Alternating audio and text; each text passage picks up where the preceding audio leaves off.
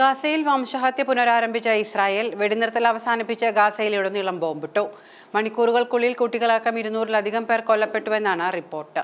ഏറ്റവും പുതിയ റിപ്പോർട്ട് പ്രകാരം മരണസംഖ്യ 232-ൽ എത്തി നിൽക്കുന്നു. വ്യോമാക്രമണത്തിൽ കൊല്ലപ്പെട്ടവരുടെ എണ്ണം 130 കടന്നു. ഉറങ്ങിക്കിടന്ന സ്ത്രീകൾക്കും കുട്ടികൾക്കും നേരെയാണ് ഇസ്രായേൽ ബോംബിട്ടത്. ഇസ്രായേൽ ഏകപക്ഷീയമായി വെടിനിർത്തൽ അവസാനിപ്പിച്ചുവെന്ന് ഹമാസ് ആരോപിച്ചു.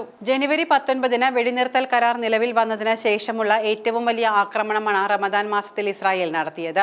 അമേരിക്കയുടെ മധ്യസ്ഥതയിൽ നടന്ന സമാധാന ചർച്ചകൾ ഫലം കാണാതെ പിരിഞ്ഞതിന് പിന്നാലെയാണ് ഇസ്രായേലിന്റെ നരനായാട്ട്.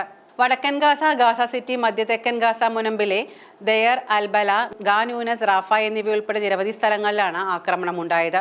മരിച്ചവരിൽ ഭൂരിഭാഗവും കുട്ടികളാണെന്ന് പലസ്തീൻ ആരോഗ്യ മന്ത്രാലയം അധികൃതർ അറിയിച്ചു.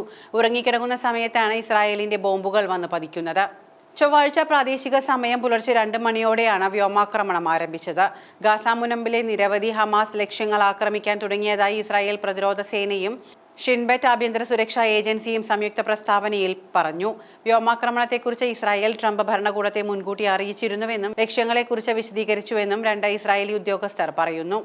വെടിനിർത്തൽ വേളയിൽ സമീപ ദിവസങ്ങളിൽ ഇസ്രായേലിനെതിരെ പുതിയ ആക്രമണങ്ങൾ നടത്താൻ ഹമാസ് തയ്യാറെടുത്തിരുന്നുവെന്നും വീണ്ടും ആയുധമെടുക്കാൻ നടപടികൾ സ്വീകരിക്കുകയും ചെയ്തതായി ഇസ്രായേലി ഉദ്യോഗസ്ഥർ അവകാശപ്പെട്ടു.